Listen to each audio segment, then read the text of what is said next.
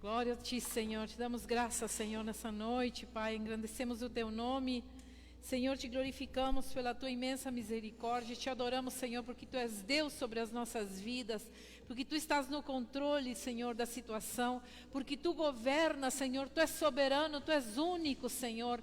E nossas vidas Te pertencem. Nós acreditamos num Deus que faz milagres. Nós acreditamos num Deus poderoso, num Deus soberano, num Deus que é dono das nossas vidas. Te agradecemos, Pai, porque em meio a todas as nossas dificuldades, Senhor, nós preferimos confiar em Ti. Nós somos aquele povo que continua confiando e esperando que Tu farás nesse tempo, Senhor. Nós sabemos, Senhor, que Tu tens um tempo para esse tempo e que no momento em que Tu disser basta, no momento em que Tu disser deu, foi até aqui, nós superaremos, Senhor, todos os problemas que estamos tendo, Senhor. Senhor, sabemos que Tu estás no controle. Poderíamos duvidar de todas as pessoas, poderíamos duvidar de todas as autoridades, Senhor, que estão sobre nós e das decisões que estão tomando, mas de uma coisa, Senhor, nós não duvidamos, que Tu estás no controle, que Tu estás permitindo, Senhor, todas as situações sobre as nossas vidas, Pai. Obrigado, Senhor, porque Tu estás no controle e isso nos basta, Senhor. Muito obrigada. Amém e amém. Que nessa noite, amados, essa possa ser a nossa esperança. A nossa esperança. Nossa cidade foi para a bandeira vermelha. Muitas cidades do Rio Grande do Sul estão assim... as notícias não são boas, mas nós somos o povo que acreditamos em Deus. E sabemos que no momento em que o Senhor dizer basta, terminou esse tempo que deveríamos de passar, Ele vai passar. E tomara que nesse tempo a gente possa sair e dizer, Senhor, aprendi tanto durante esse tempo. E que a maior lição que nós tiremos de toda essa situação seja, Senhor, eu não sei viver sem Ti. Eu posso viver sem qualquer coisa nesse mundo, mas sem Ti eu não posso viver, eu não sei viver sem Ti. Amém? Vamos sentar, queridos, e vamos nessa noite meditar na palavra do Senhor. Obrigado, Senhor.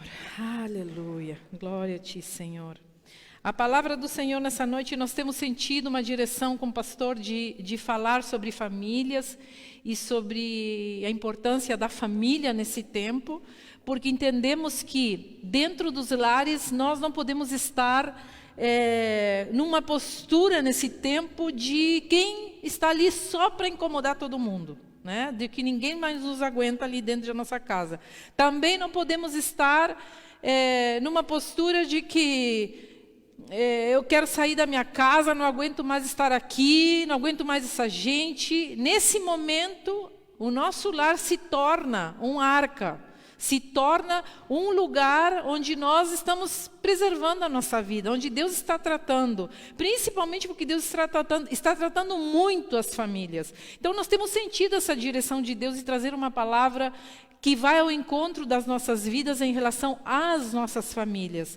Nós estivemos falando no outro domingo sobre a necessidade da gente não colocar mais a culpa nos outros, daquilo que nos acontece, que já não é mais tempo da gente se fazer de vítima, né? Eu sou a vítima porque meu pai me abandonou, porque minha mãe não sei o quê, porque minha avó, porque meu irmão, porque meu tio, porque meu sobrinho. Chega, né? Nós somos povo de Deus, precisamos superar essas coisas. Se eu sou vítima, todo mundo é. Porque se eu sou vítima da minha mãe, ela também foi vítima da mãe dela, e vamos puxar a linha para trás, nós vamos achar uma penca de pessoas vítimas. Então ninguém é vítima. Todos nós, se vamos puxar as nossas histórias, eu até falei no outro domingo, de que ouvi um dia um rapaz falando na minha frente, acusando com o dedo o pai dele, dizendo, tu tens a culpa pelas coisas que me aconteceram, porque tu não deverias fazer, e porque tu não sei o quê. E eu disse assim, e eu olhei para ele e disse, tu já enxergou o lado do teu pai? Tu já enxergou a vida que teu pai teve antes de tu nascer? Tu já enxergou que teu pai, por ter um pai ausente, um pai alcoólatra, olhou para aquela situação e disse, o dia que eu tiver um filho, eu vou ser um pai presente e jamais vou me embebedar? E por tomar essa decisão de ser um pai tão presente, terminou, segundo tu, te prejudicando, porque era muito exigente, porque queria isso, porque queria aquilo, porque um pai presente faz que um filho, né, às vezes sobrecarrega um filho. Ele passou para outro extremo, porque teve um pai ausente. Então ele também foi vítima. Ninguém aqui é mocinho, ninguém é perfeito. Nós todos somos vilões nessa história. Temos um lado vilão e temos um lado bom. Somos seres humanos, temos as nossas imperfeições e os nossos acertos, todos. E o dia que a gente tiver filho, eu que já os tenho, continuo cometendo erros com eles, porque vai perguntar lá para o meu filho, para minhas filhas, elas também têm suas reclamações. No entanto, eu achava que estava fazendo melhor, porque ninguém que é pai pensa em fazer o pior para o seu filho. Nós pensamos sempre no melhor.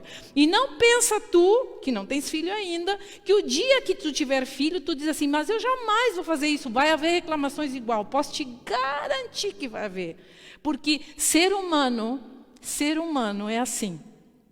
Nós cobrimos uma criança de mimos, cobrimos uma criança de presentes, cobrimos uma criança de presença, um dia ela vai dizer, chega, não te aguento mais. Tu não me deixa em paz, tu não deixa fazer as coisas que eu quero. Isso é ser humano. Então, uma das coisas que nós precisamos trazer à nossa mente de novo é que ninguém é vítima. Eu não posso culpar as pessoas daquilo que me acontece. Se bem eu estou aqui porque algumas coisas aconteceram e eu sou produto disso, daqui para frente eu sou responsável por aquilo que eu estou interpretando da minha vida. Eu sou responsável por aquilo que vai me acontecer nos próximos anos.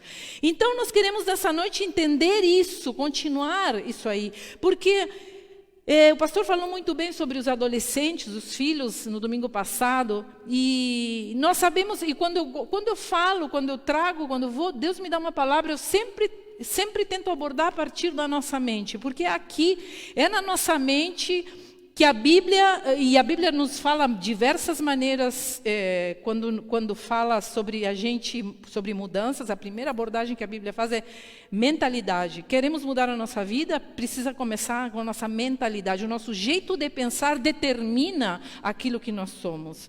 O nosso jeito de enxergar, a interpretação que nós damos dos fatos vai determinar as coisas que vão nos acontecer. A nossa realidade, o nosso hoje, é fruto daquelas decisões que nós tomamos atrás, das interpretações que demos para elas e criamos aquela realidade para nós. Então, tudo que está na nossa volta tem a ver com a gente. Não tem nada que a gente possa dizer, isso aqui não é meu, isso não sei o quê. Não, tudo que está nos acontecendo é porque, de certa maneira, nós terminamos buscando aquilo para nós. Em algum momento. Nada nessa vida por acaso. Por acaso, essa pessoa chegou, por acaso. E nós vivemos no passado, puxando para trás, porque fulano me fez, E nós não conseguimos ir à frente na nossa vida. Nós não conseguimos vencer as coisas que nos derrotam, porque nós vivemos presos no passado, culpando as pessoas que nos fizeram mal. Queridos, precisamos superar isso. E precisamos entender que se a nossa mente e se as nossas decisões estão fazendo que a nossa vida hoje seja assim, também então nós precisamos determinar o nosso futuro dizendo, bom, daqui para frente eu vou fazer diferente e o meu futuro então, de certa maneira, está no meu poder e no meu alcance de mudar realidades. Então é a primeira coisa que nós precisamos entender. E mais nós que somos cristãos, por muito tempo a gente achou que quem acreditava em Deus era ignorante, porque quer dizer, quando eu penso assim, e eu que venho de um país onde 90% das pessoas são ateias, não acreditam em Deus, eu fui criada numa cultura onde quando tu acreditava em Deus, então tu era um ignorante que acreditava em coisas que não se enxergavam. Essa realidade hoje mudou porque o evangelho chegou ao meu país e as pessoas se converteram e há uma mudancinha, né? A maioria ainda continua firme em não acreditar.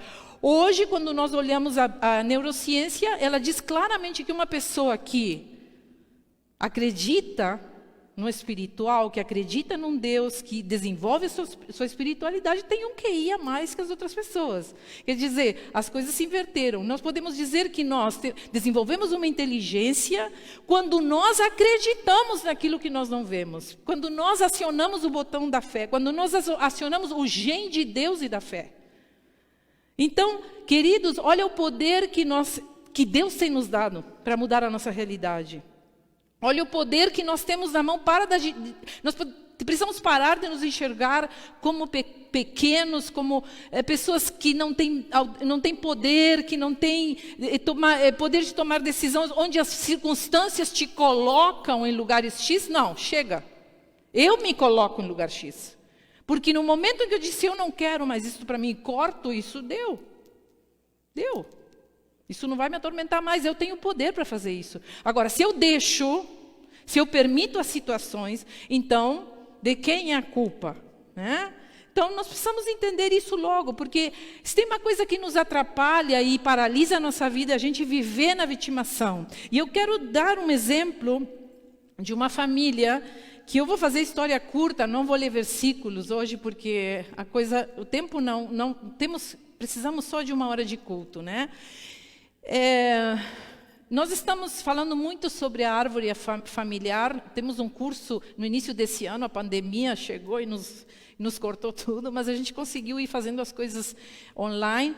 Mas nós estivemos falando bastante sobre a questão genealógica e sobre a importância das nossas famílias na nossa vida. A importância que tem o meu pai, minha mãe, meu avô, meus irmãos, meu tio. Como estamos conectados, como estamos interligados, como nada está fora da minha realidade. Como tudo está ligado.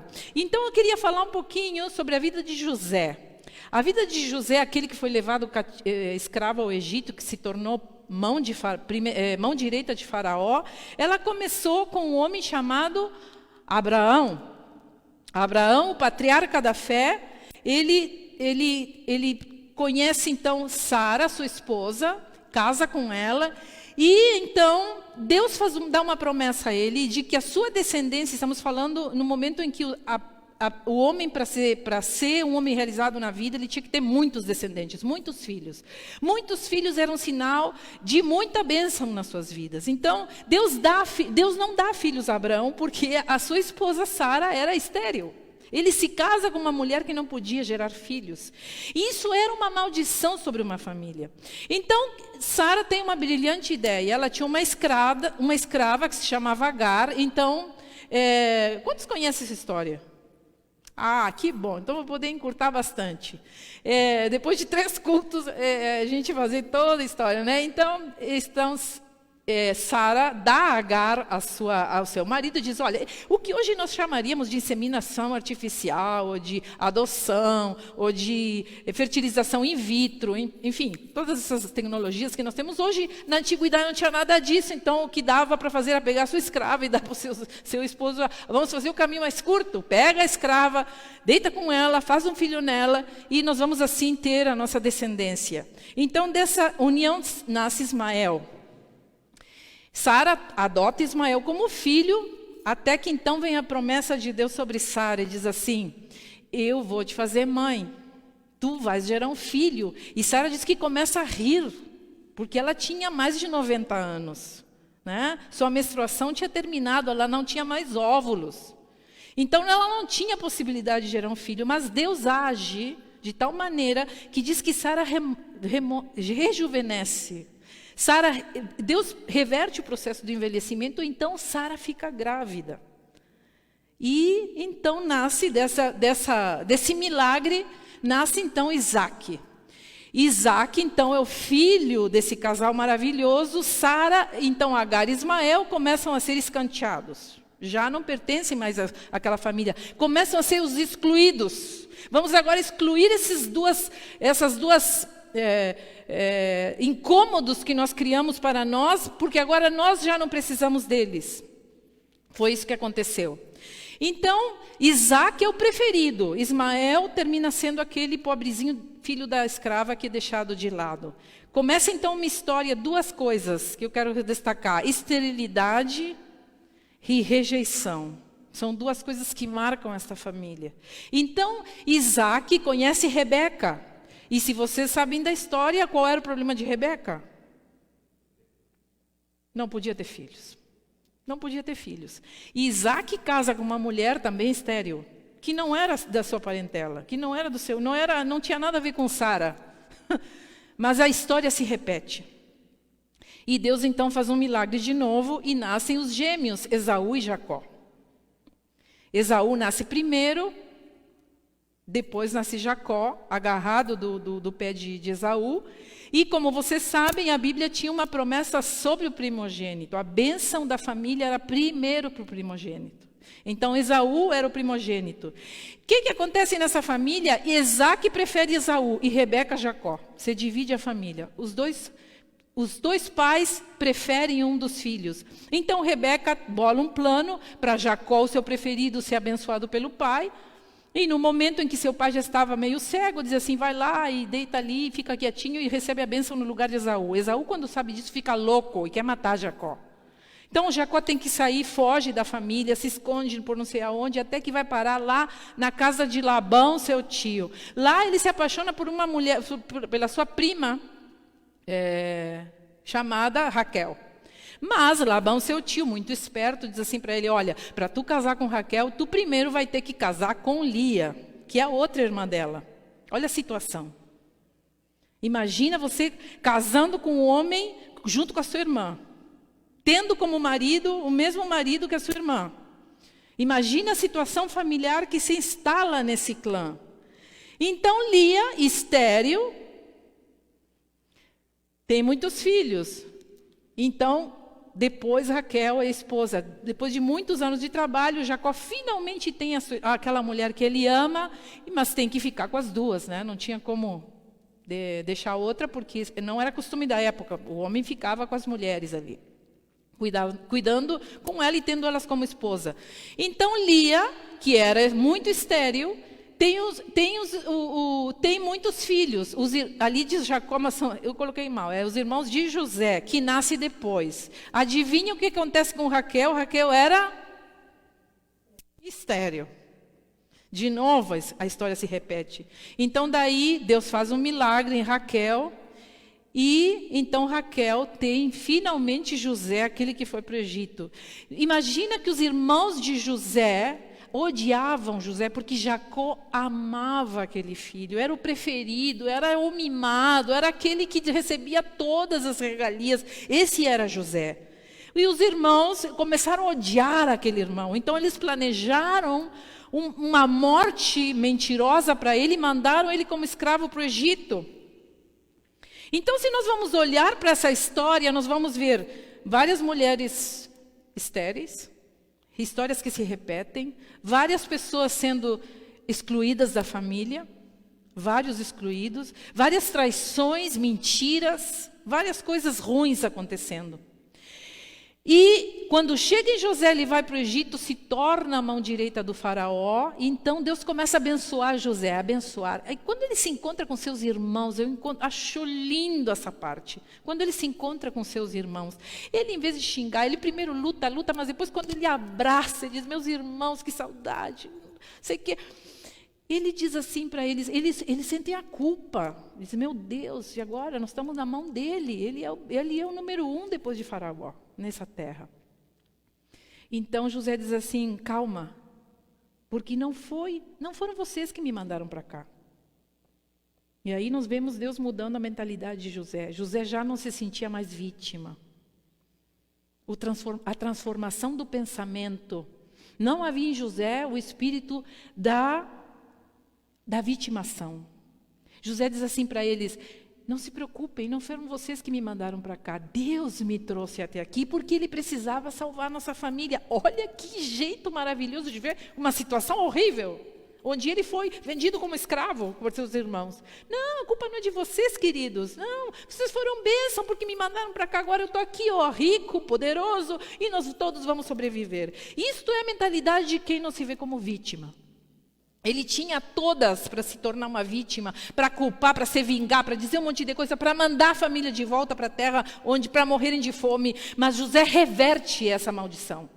Em José, as maldições terminam nessa família. Em José, vem a bênção de 1000 gerações, que nós temos promessa para nós que somos cristãos. A bênção é até 1000 gerações, mas a maldição até a 4ª. E se nós vamos olhar... A maldição dessa família é até a 4ª geração. José, filho, Jacó, pai, Isaac, avô, Abraão, bisavô. 4 gerações. Em José se cortam as maldições, porque ele se casa com Azenate, que tem Manassés e Efraim. 2 filhos maravilhosos que ficam ali depois, por muitas décadas, ali até que Faraó escraviza o povo, né? Mas, enfim, isso é outra história. Eu queria ficar aqui na história de José e que vocês comparassem um pouco a vida dessa família com suas famílias. Quantas histórias se repetem nas nossas famílias? Pensem por um minuto. Quantas coisas vocês já pararam para olhar que se repetem? Doenças que se repetem, mulheres que são estéreis, mulheres que têm câncer de mama, várias, mulheres que vivem abusos sexuais, mulheres que vivem abusos físicos, que casam com homens violentos, homens que vivem perdendo dinheiro em várias oportunidades da sua vida, homens que não conseguem ficar no lugar e prosperar, filhos rebeldes.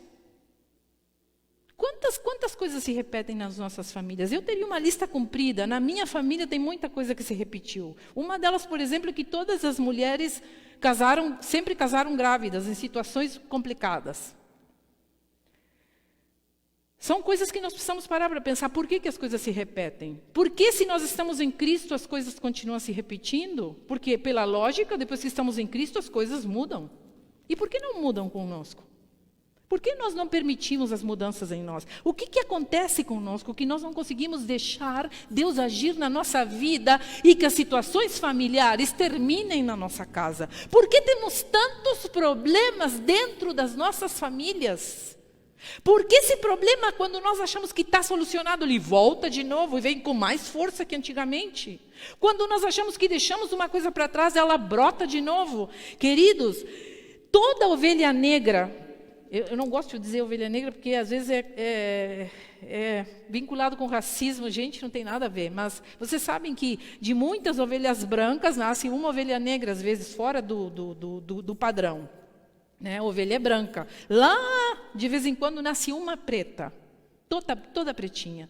E aí, se vem essa frase que diz, tu é ovelha negra da família, quando é um excluído, quando é uma pessoa diferente da família. Toda ovelha negra, todo excluído, é aquele que não se encaixa nos padrões da família, é aquele que está encarregado de trazer de novo aquelas pessoas que foram excluídas dentro do clã. E quem são os excluídos dentro das nossas famílias? Os excluídos são aqueles, muitas vezes, que foram abortados. Vocês viram que nas famílias a gente não conta os abortos? A gente não tem no registro de mãe os filhos que nós perdemos em abortos, provocados ou naturais, mas eles precisam de um lugar dentro da família.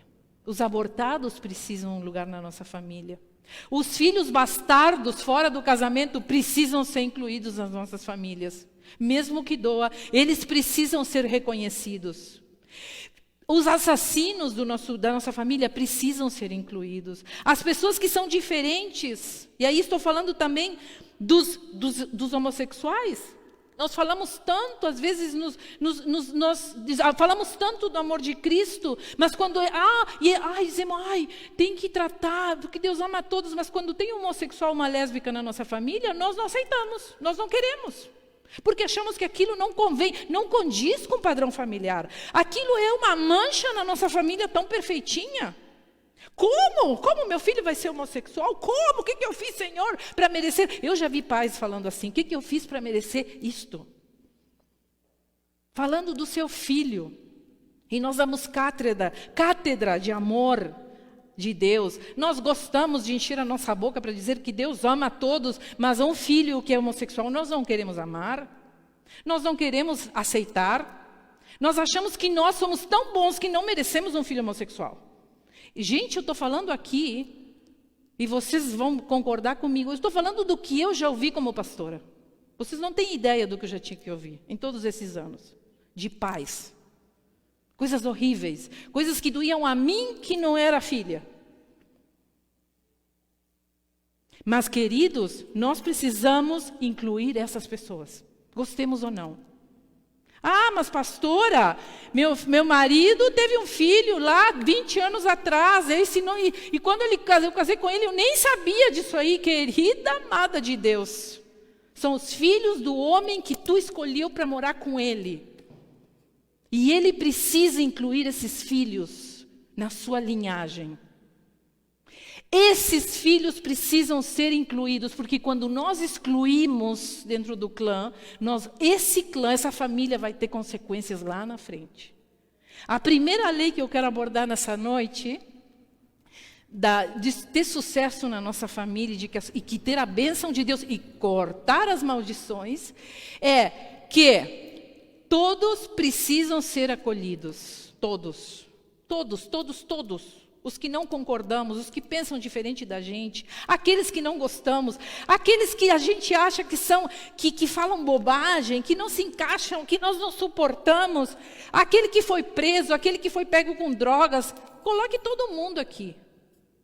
Eles precisam ser incluídos nessa família. Eles não podem nunca ser excluídos. Porque quando nós excluímos alguém do nosso clã, nós quebramos uma regra número 1 que se chama pertencer. Eu preciso pertencer a algum lugar. Todo ser humano tem direito a pertencer a uma família. Todos. E quando eu digo pertencer, eu me sinto pertencente a um grupo. Quando eu me sinto pertencente a um grupo familiar, eu me sinto pertencente a qualquer grupo que eu for participar. Já seja no trabalho, na escola, onde eu for, porque eu não tenho uma marca de exclusão sobre mim. Sabe esse tipo de pessoa que sempre acha que estão excluindo ele? Então, provavelmente ele seja um excluído.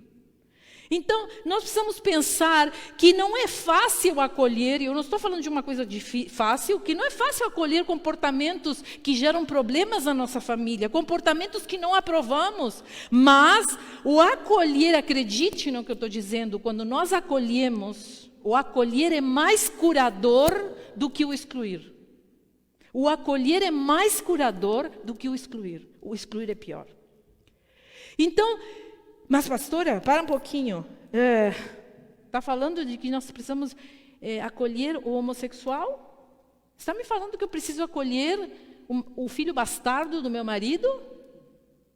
Está me falando que eu preciso acolher aquele tio chato que bagunça as nossas reuniões sociais de família, de aniversário? Sim, estou falando de todos eles. Estou falando de todos eles. A única coisa que nós precisamos é colocar regras. Acolher não é aprovar. Eu posso acolher sem aprovar. Eu acolho, mas eu não apoio.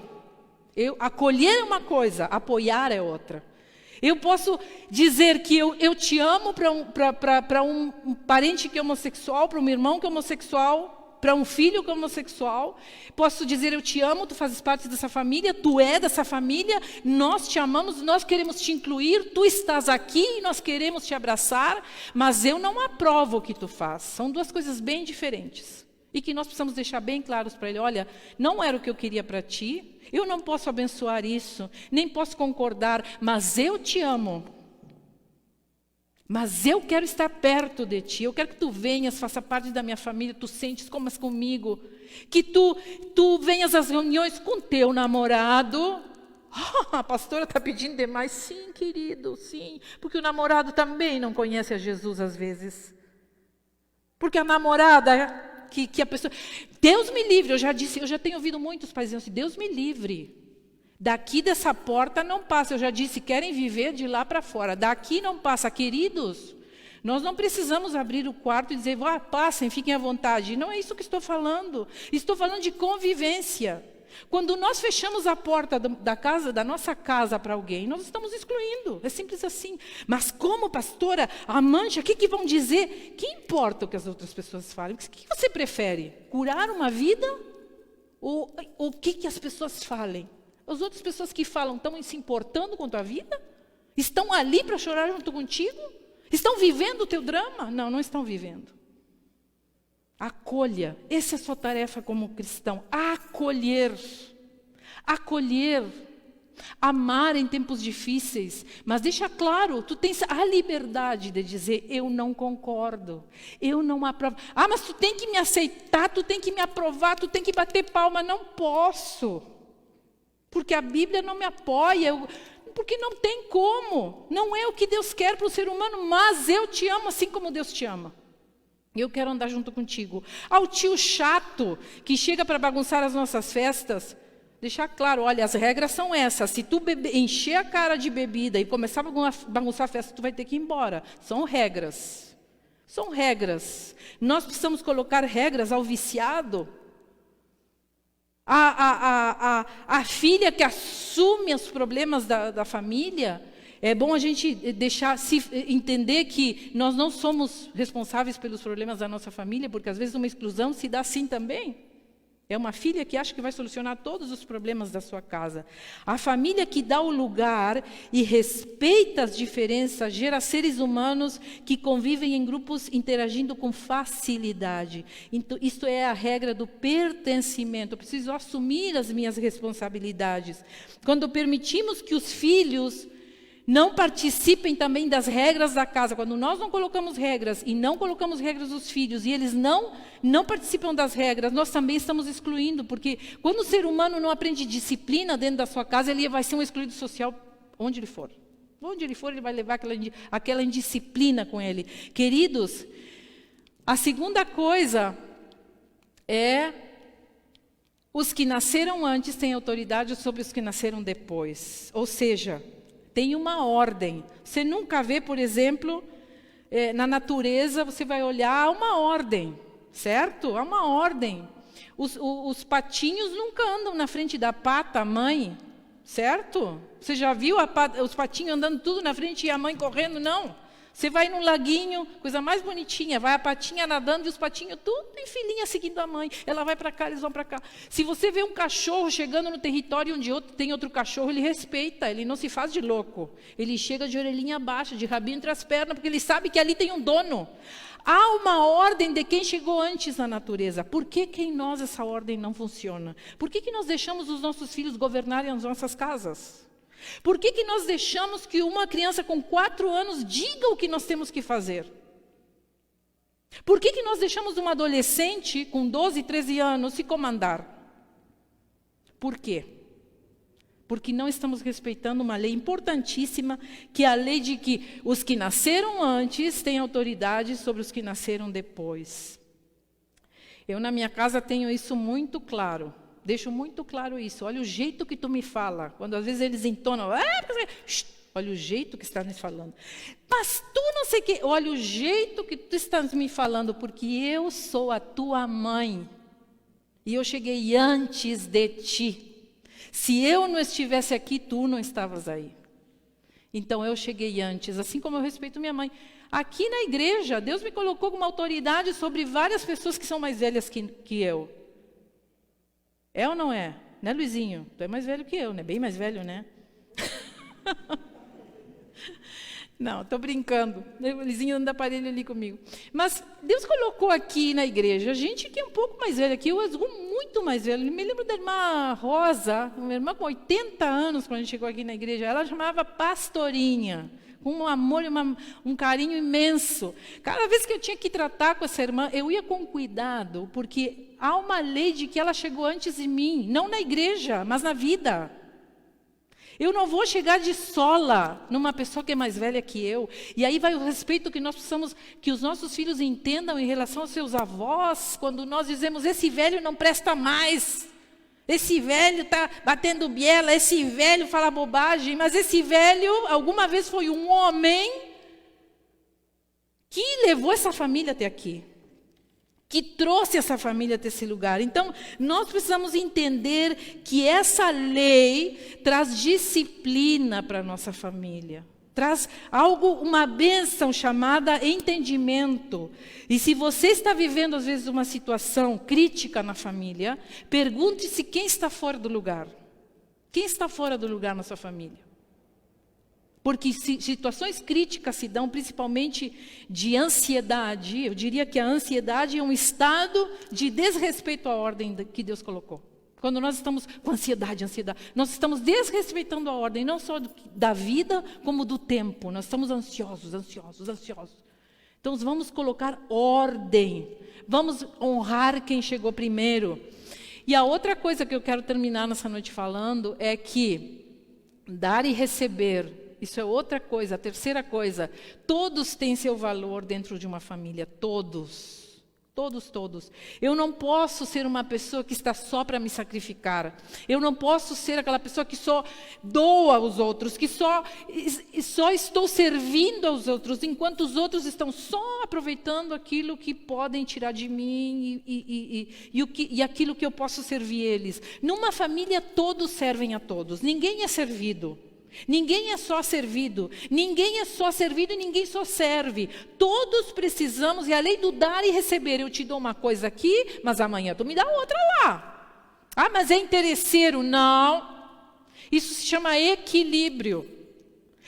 Quando eu tenho uma pessoa na minha família que ela só está para servir, vai chegar uma hora que essa pessoa vai cansar, vai encher o saco. E quando eu tenho uma pessoa que só é servida, eu vou criar um narcisista dentro da minha família. Uma pessoa que vai estar só para se escorar. Numa família todos servem. Todos. Assim no relacionamento de homem e mulher, eu vejo as mulheres às vezes, passando por cima dos homens.